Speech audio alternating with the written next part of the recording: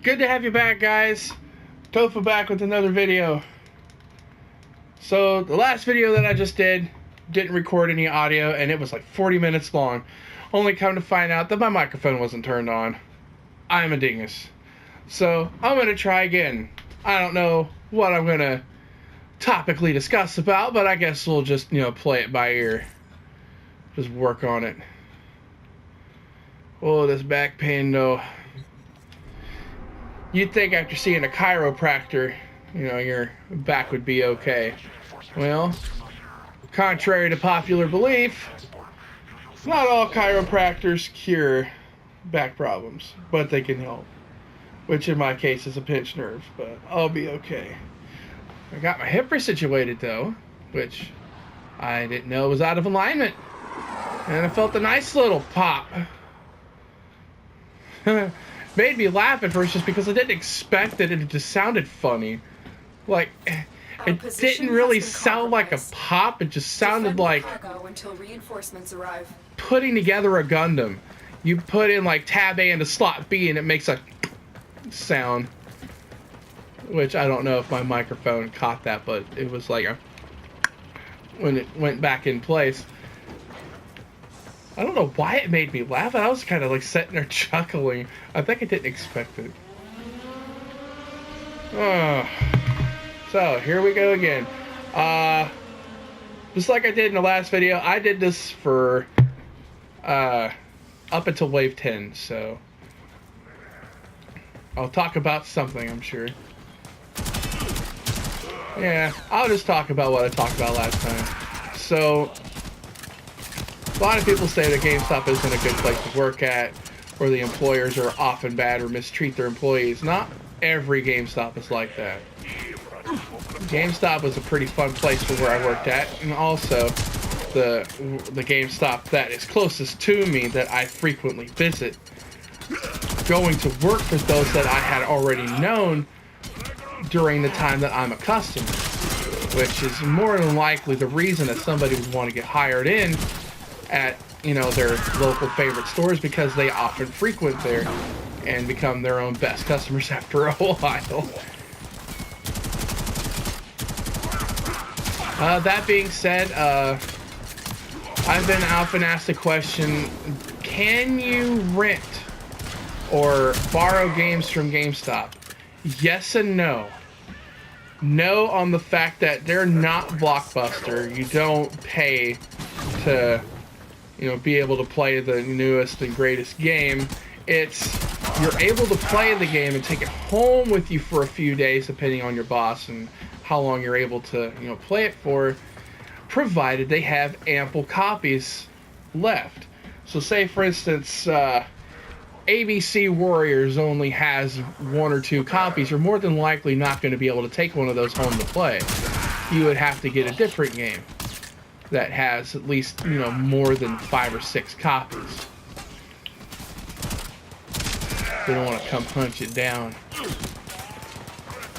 But most of the managers are actually going to stop doing that here pretty soon, because a lot of the employers that they did have, a lot of the employees that they did have would often take advantage of that and keep the games or sell them back to them after a while, if they didn't already know. Which, is why they keep a ledger of whose name is down in the book and who has ABC Warriors that time. And most of the managers will mainly only let you play the game for like a day or so and bring it back. Which some other managers are, let you take it home for a week, maybe even a month before they ask for it back. It just depends. Those managers, you want to keep those managers. You don't want to make them angry. They are the most nicest, fun-loving people in the world. They do not have a reason to hate their job. Do not give them a reason. Another topic of discussion that I had in my last video. This PlayStation isn't my first PlayStation 4. I've went through 2 or 3. My first one was the trapezoid-shaped PlayStation 4, which is, the first generation PlayStation 4.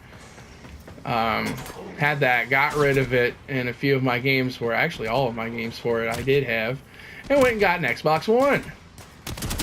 I had that Xbox One for 4.5 years, guys. 4.5 years on a single game console. That's some good stuff.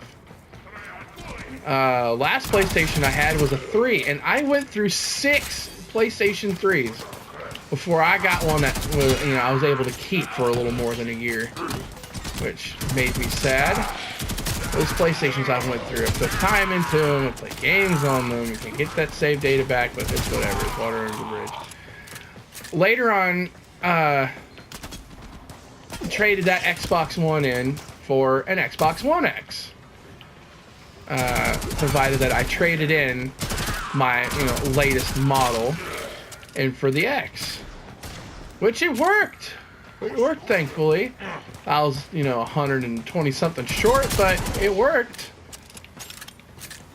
And forgot that I had access to the GameStop credit card, so I used a little bit of that and paid that off later. But it was totally worth it.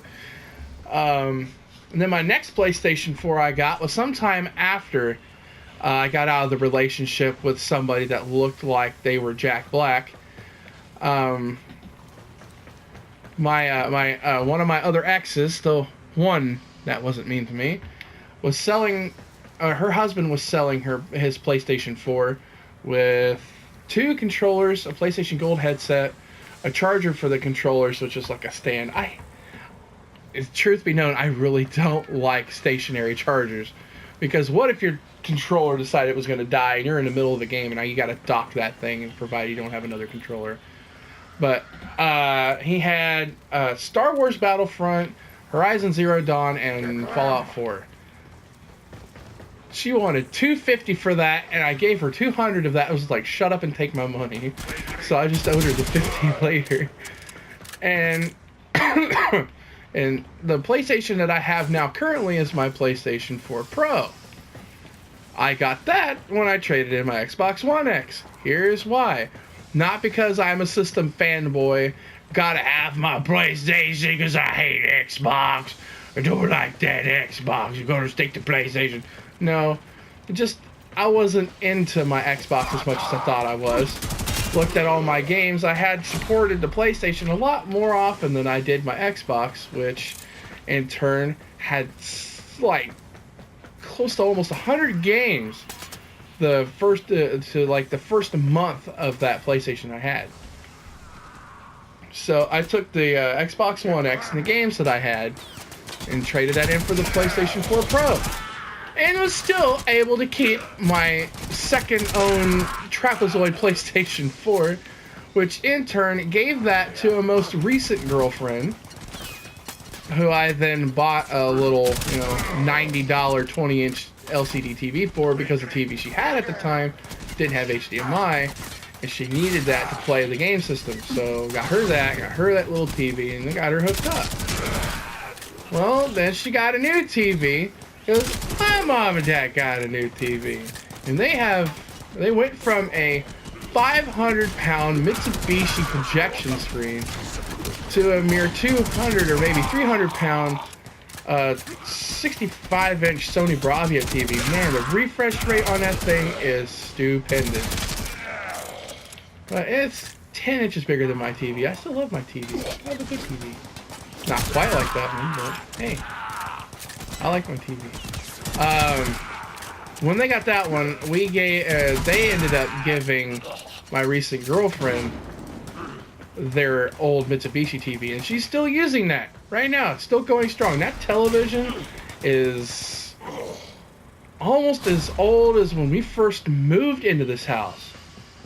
God, we moved here back in 97, 98. So we've been here for close to 18 years in this one house. That is insane. And that television is roughly 16 or 17 years old. And it's still going strong. Another topical discussion bit.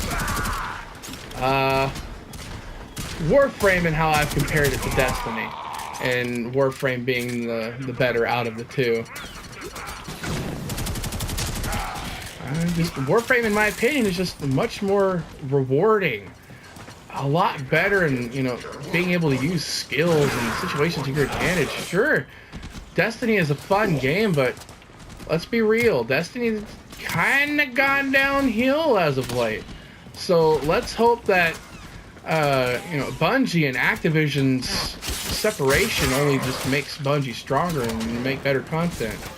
I'm hoping that because that they went away from Activision, and Activision likes to do this to every game they have, is, you know, place those uncomfortable microtransactions in almost every game.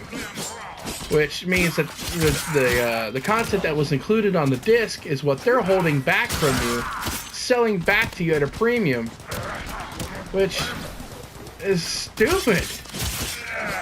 Games should be just left alone. If they have content on the disc, let it be there.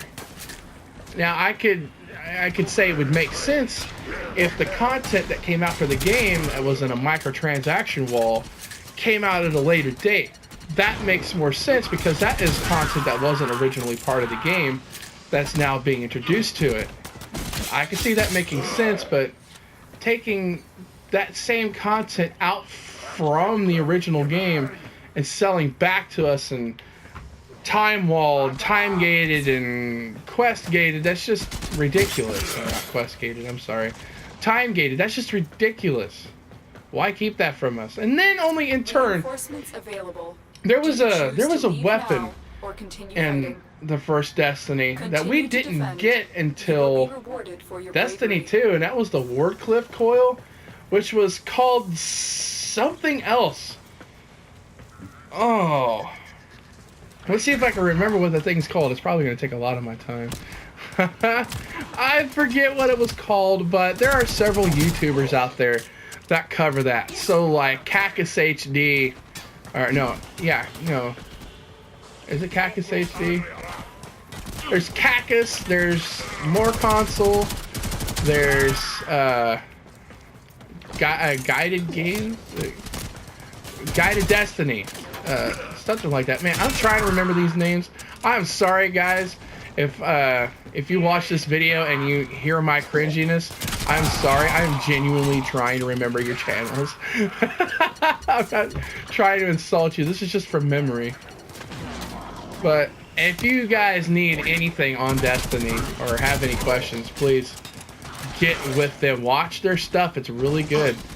I love watching Guided Destiny because they do a lot of Destiny lore tie-ins and theories. It's super good, and they cover a lot.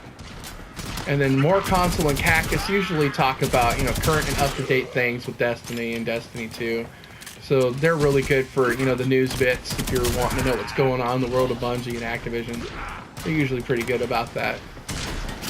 More Console strictly because he's freaking funny. I love his humor. That's enough fanboy-gasming. And then here we have Warframe.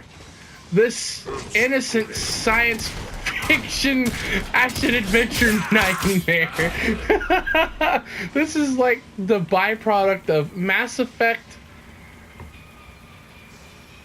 and God, Ninja Gaiden had a merger, and then somehow aliens were involved. And I'm not just talking about, like, you know, aliens of the, you know, space sense, but like aliens like, you know, Ridley Scott aliens, you know. Not that that would have anything to do with the movies. I'm just saying this, like, somehow space aliens came involved or got involved. Wow, I cannot English today at all. I can read it. I can sometimes speak it. But apparently I'm not good at American. Now I'm just rambling. Anyway, I've played some fun games before, but I tell you what, this is the most satisfying of the games that I've played that were really fun and oftentimes free to play. They don't necessarily enforce the fact that, you know, you must purchase this from the microtransaction system, and you just kind of throw it in your face like, hey, you need this, but you can't get it in the game. You gotta, you gotta buy it. Go out and get it because you don't have a life. No, the microtransaction system is there.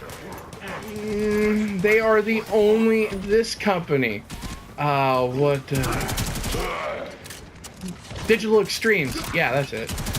Digital Extremes is about the only game company that I'm okay with the microtransaction system with. Somehow it's really gratifying.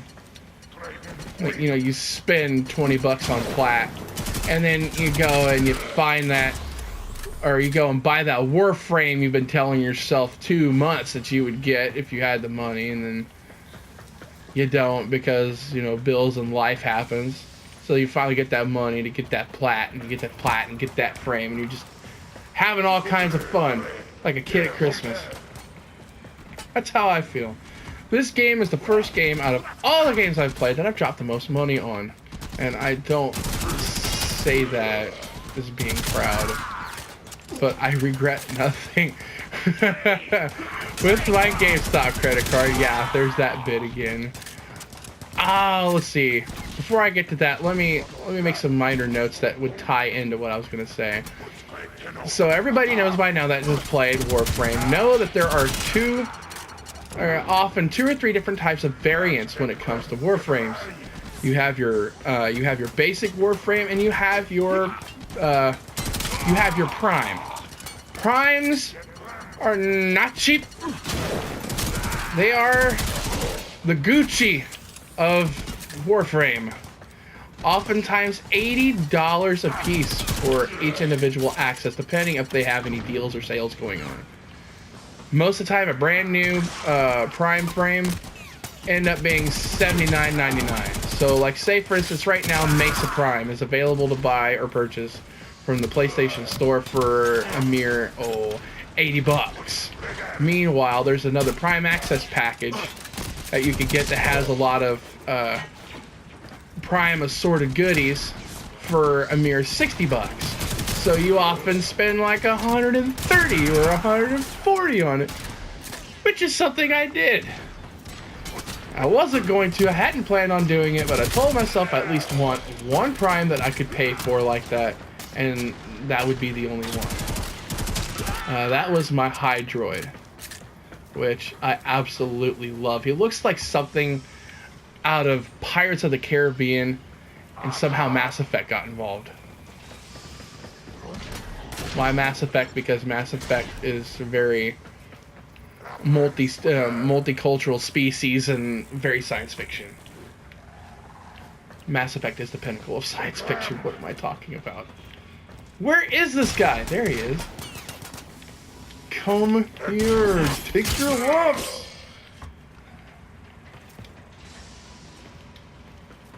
And there's one more guy. This game is so good. And it's a free-to-play game. So, like, you don't have to get those Warframes.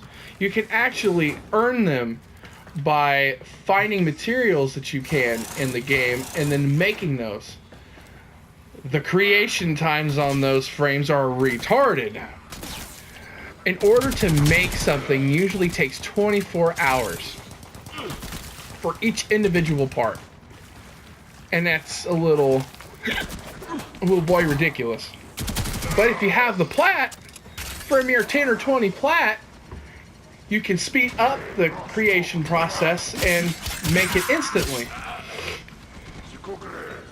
Which is where Digital Extremes is making most of their buck, is because you got those guys that's like, okay, I now finally have the parts I need to make the Limbo Prime, but it's gonna take me a week to make.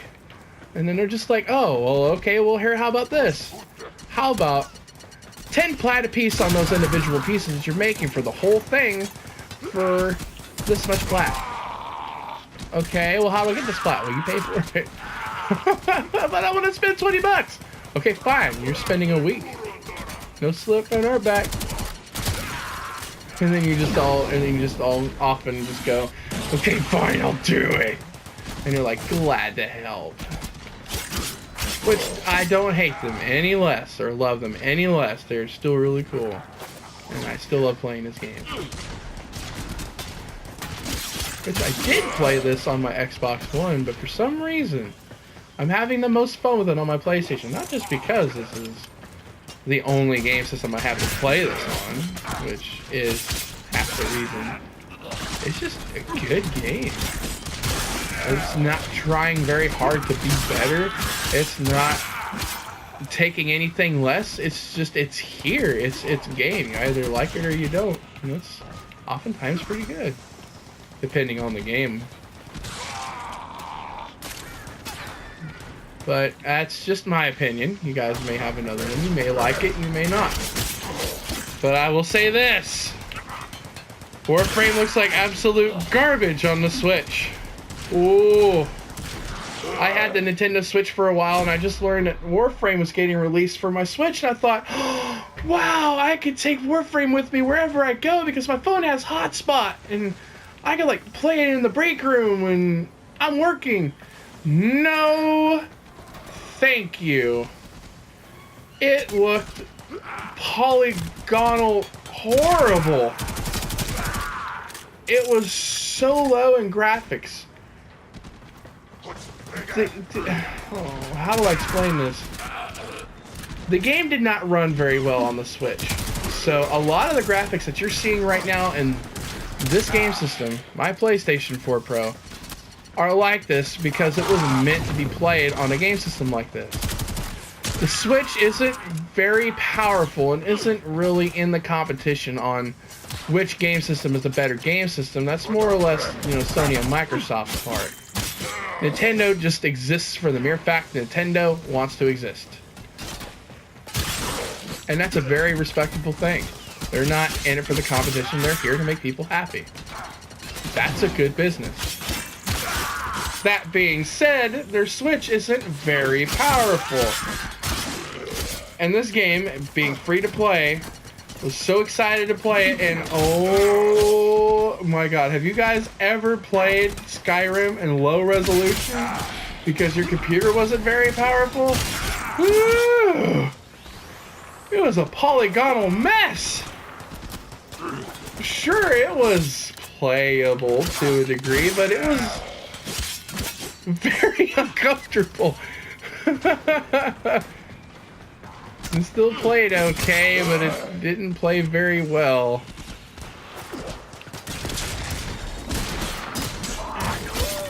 And I will say, when it comes to buying game systems, there are two things to keep in consideration when you're purchasing a new system. Is what all do your friends have that you all can play? And do you really want it? I've gone through 2 Switches only to find out that really the Switch wasn't meant for me. Not to say that I don't like the Switch or hated it. No, I absolutely loved it. It just wasn't getting attention from me. Because I didn't, A, have a lot of games for it, and B, there were games that I've either, played in a recent series that have made a return, or there are games that don't play very well that I've played better on another game console. Extraction is ready, which is unless you half can the handle more time. of the enemy. And I think I'm going to extract, and I'll find something else to do if I'm not already finishing up.